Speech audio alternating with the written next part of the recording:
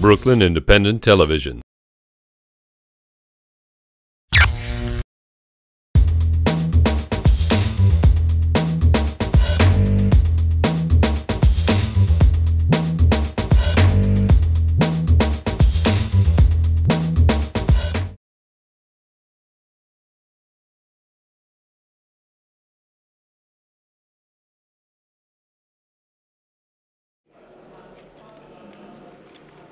The People's Recovery Summit is a gathering of different grassroots organizations, structuralized organizations, community members, and the public who just want to come in.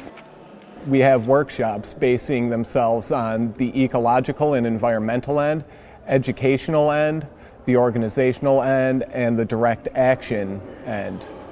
We're using these workshops to kind of facilitate writing up different ideas that we can use to sustain this movement for the relief of Hurricane Sandy and to move it into another storm relief effort if need be.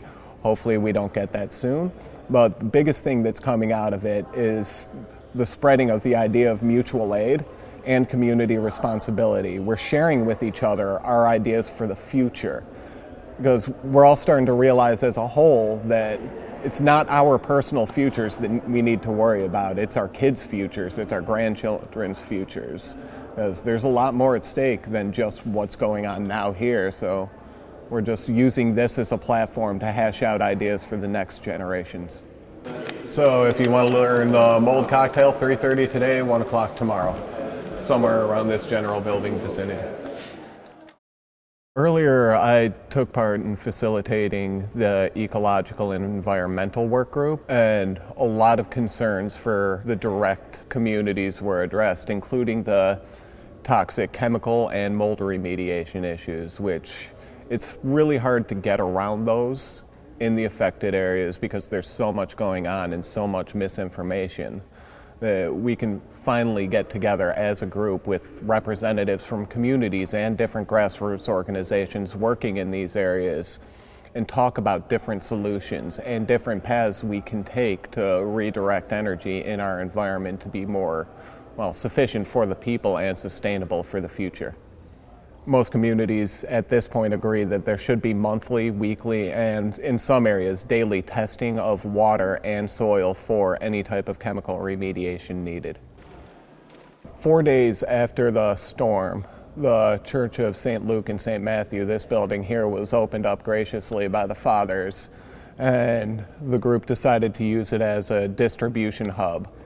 We set up the Amazon wedding registry to have deliveries here, and 2 days later truckloads of materials started coming in from UPS, FedEx, and we loaded up front, back, side to side. Every single pew in here was jam-packed with materials.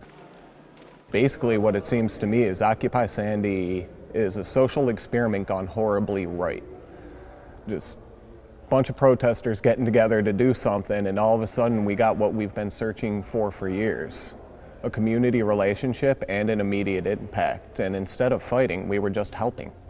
The only real aid currently needed, like desperately needed, is more volunteers on the ground to help out with mucking out homes that are still a little bit flooded, helping pump out homes that are still definitely flooded.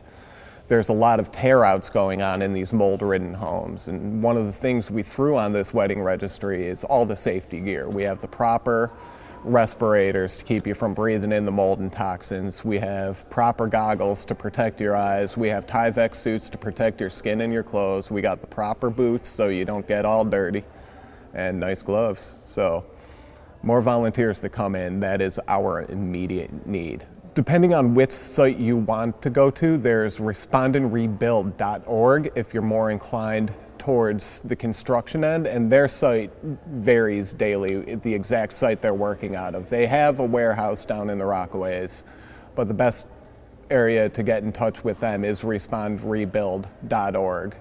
For kitchen volunteer, we have occupysandy.com. They have a list of all the different hub hotlines on occupysandy.com. Feel free to call, feel free to email, and our volunteers running our communication centers can help point you in the right direction. How we make those sort of things We run a day labor hiring site in Bensonhurst, which is one of the oldest hiring sites in New York City.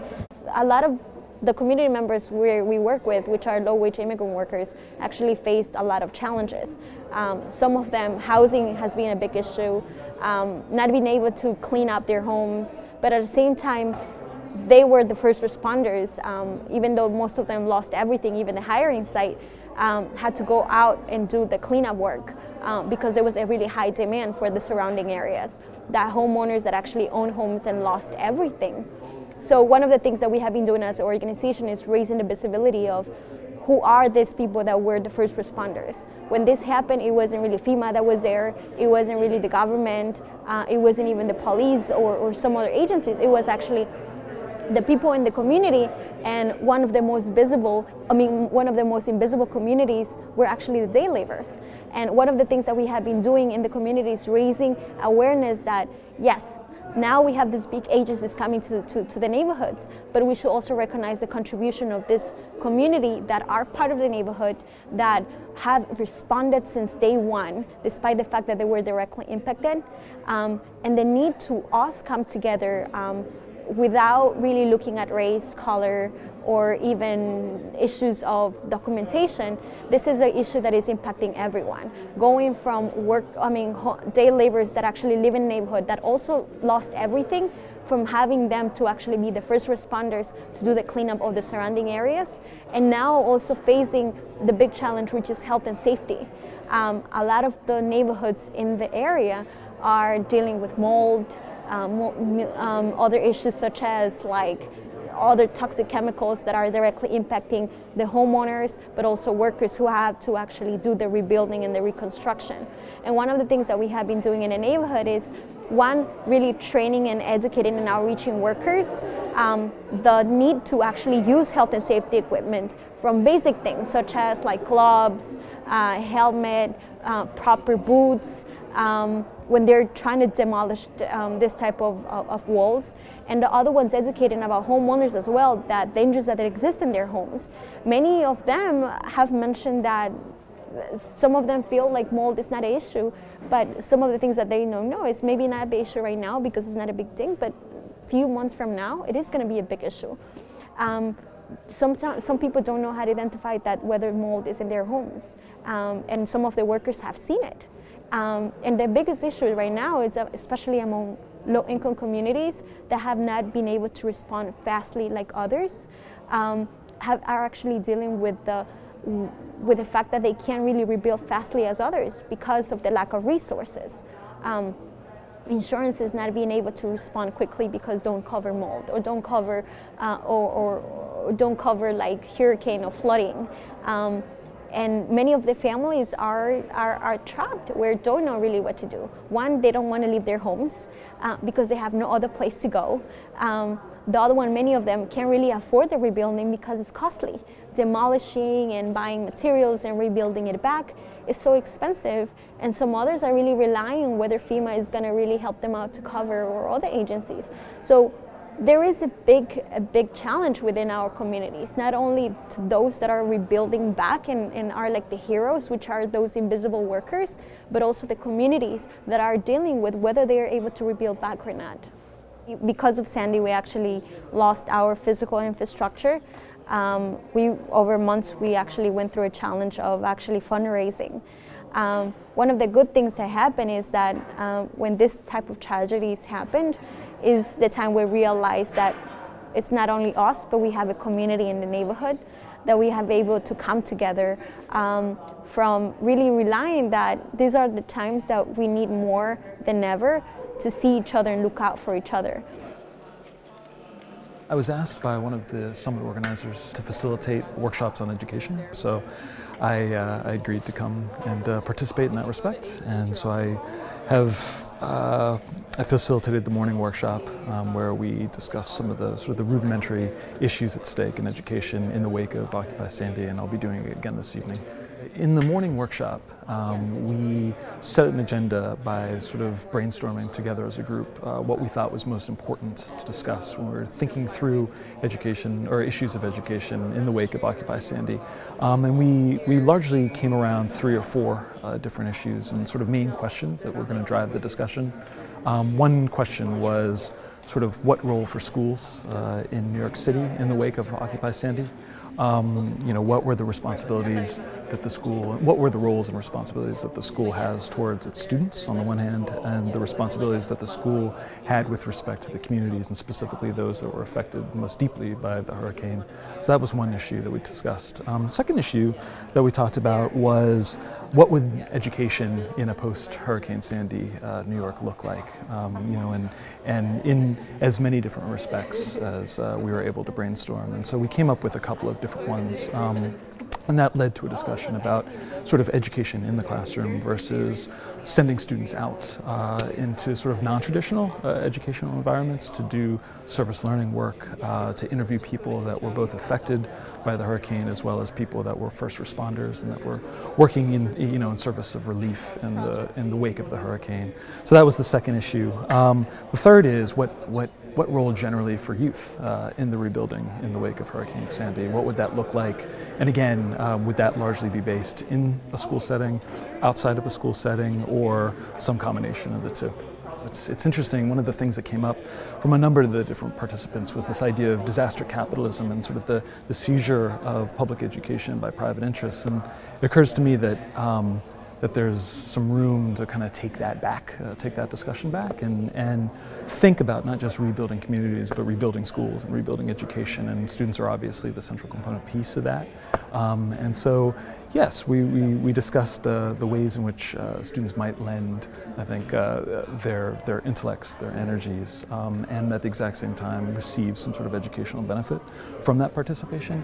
What that looked like was a difficult conversation to have. There were a number of different opinions, but we talked about, again, this idea of both having students deploy out into the community for the purposes of kind of documenting and archiving exactly what happens, as well as lending sort of a direct hand into the rebuilding efforts themselves. So, whether going out and giving food, rebuilding houses, or just providing other sort of service support. And so those were the sort of the two main themes, I think, that sort of surfaced in the discussion that we had. There are specific institutions that are doing just this, and in fact we had a couple of representatives from one of them, which was the Urban Academy, a high school that's located on the east side of Manhattan, and they've got an alternative education model. So instead of doing traditional classwork for the first couple of months, as I understand it, of the spring semester, they're actually having their students go out into the field and do a number of different things, including participating in this summit over the weekend. And these students, one of whom participated in the conversation, reported back on what her experiences were and sort of the ways in which she was reflecting on what she had done and how that changed her understanding both of the hurricane itself, but also the sort of the larger structural forces that are at work in New York City, that both were sort of in crisis on one hand, and the ways in which that crisis was compounded by the effects of the hurricane. And so the student reported that what she had done was go to NYU Hospital and attempted to interview people, staff, personnel at the hospital about what their experience was during and immediately after the hurricane. And some of the lessons learned from that, and one of the lessons was that when you're interfacing with an institution like this, there's only a certain degree to which people are willing to talk about things before they sort of shut you down. And so that raises a whole bunch of other questions about sort of the role of power, the role of feeling disempowered and scared, both by, again, those sort of forces. So that was one thing. They've also, again, they've done some direct community service, is my understanding, out in the Rockaways. And so this will all come back in about a month's time into the classroom, where then they'll take off and do some other projects and some reflective work on what they've experienced. To what degree can you really talk about meaningful reformation within the existing institutions and structures of public education in New York City specifically? What that would look like. There was a teacher who spoke about sort of the long history of fighting for greater control of what goes on in that particular school, and how this is a generations-long program, and the degree to which you really have to commit to this idea, and it's not going to happen over time, as against the idea of kind of coming up with and building alternative sites for education, that were more explicitly community-based. And that was a tension that wasn't really resolved. One of the questions that I hope to address tonight is the degree to which these two things can exist kind of simultaneously and in concert with one another, both trying to make things better at the school sites internally, as well as figuring out other sites for educational activities for young people that gets them over the fear and gets them over the feelings of disempowerment, both that they generally feel, which is what one student talked about at length actually in our conversation, and the degree to which they can take some of that power back, both for themselves as citizens as well as for the purposes of rehabilitating the communities that were affected by the hurricane. For myself, the hurricane reinforced some of the ideas that I've already been playing with in my own classroom, and the work that the students are doing. I teach at City College, and I have the privilege of teaching a public policy class that draws students from all different academic disciplines. And one of the central questions that we ask students to consider is how they can take their particular field of expertise and deploy that for great effect within the community and within the larger society. And to be frank, in the past I've wondered about the utility of this and the degree to which this is a really possible thing, and the hurricane made me realize that in fact it is possible and that it's incredibly valuable. I have a student in particular who does work on remapping New York City and specifically the politics of coming up with maps that will forecast what disaster will look like when it strikes. And that student, in the wake of Hurricane Sandy, has been able to actually both assess his own work before the hurricane, as well as contribute both to community-based projects as well as city government projects on exactly this. And so I think there are a lot of opportunities for students to take a lead, an active lead, again, both in their communities as well as in the sort of the more formal sphere of public policy on these issues, like what do you do for hurricane preparedness, what do you do in moments of disaster relief. And so I would say again that the hurricane, in the wake of the hurricane, I was reminded of the value of a lot of the projects that we undertook before the crisis actually hit, and I've come to see that they really are valuable and meaningful. We should never allow this after Katrina. And we knew that this danger existed on Staten Island for all the years of my life, and more so in the last few decades. I think this is an extraordinary moment. I think that this summit and the conversations and the workshops that this summit is allowing to take place are going to be critical ingredients for reshaping the way in which New York sort of practices its own sort of civic engagement, the degree to which we're able to rebuild a city that's going to work for people and it's going to work for the communities, not just those that were affected directly by Hurricane Sandy, but all communities throughout New York City. And I think it's an invaluable platform for really considering some of the philosophical, the existential, as well as the practical questions that are going to feed into the solutions and really are ultimately going to give shape to what New York looks like, not just in 6 months or a year, but 10, 20, 50 years out. So basically how playback works is that we have no script whatsoever, these actors, no idea what they're going to do. The stories we're going to perform come from you and what you're thinking and feeling. We're an improvisational theater company based in New York City, and we focus on telling people stories through theater. Playback is an international theater form. It's done all over the world in something like, I think, about 30 countries, about 70 companies. And often playback responds to when there's challenges, whether they be disasters or cultural or political challenges. It's something that validates everyday people's everyday stories. Listen. Hello. Hello. Hello. Hi. Hi. Hello. Hello. Hola. Hello. Hello. Hello. Hello. Hey. Hello. Hello. You. Hello.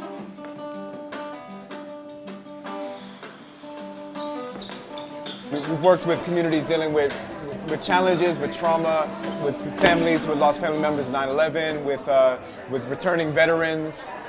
So a lot of different contexts. And when Katrina happened, there was also a number of the company who went down to New Orleans and did work with local community members down there. And a company ended up forming down in New Orleans, which is still going and still running.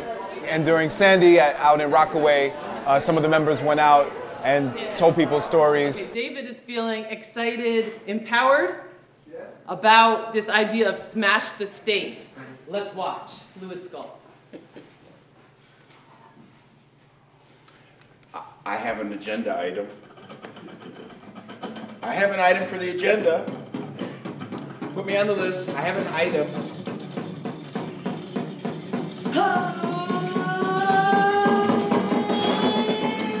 Smash the state! That's it. With Occupy Sandy and these kind of efforts that we're seeing, you know, this kind of People's Summit, we're seeing that organizing really tested on a very practical issue, which is around people's everyday well-being, you know, in terms of dealing with their housing, their living situations, and issues that are facing them immediately.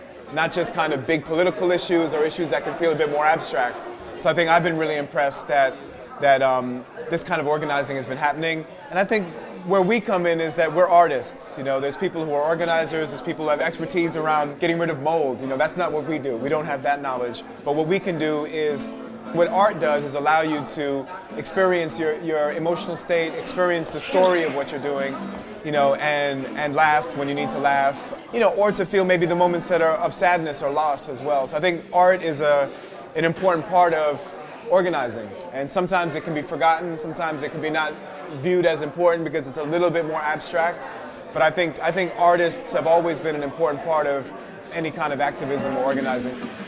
I guess it's going to be civil disobedience. Yes.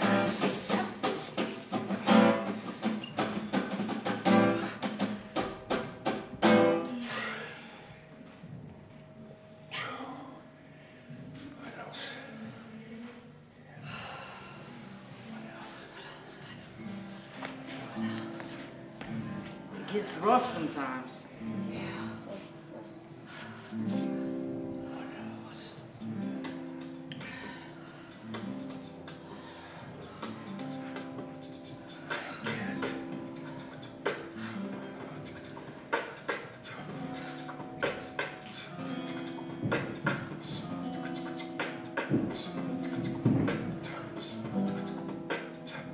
It's up to you. It's you. It's up to you. You.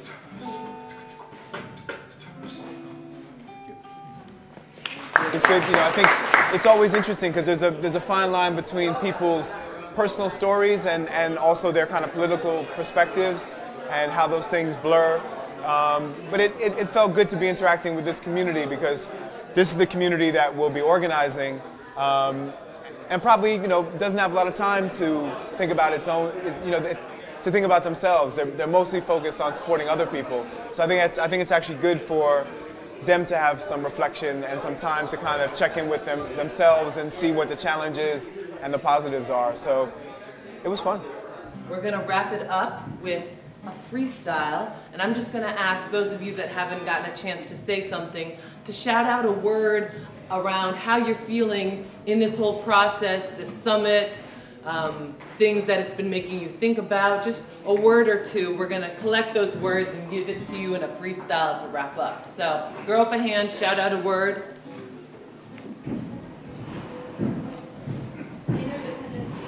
Interdependency?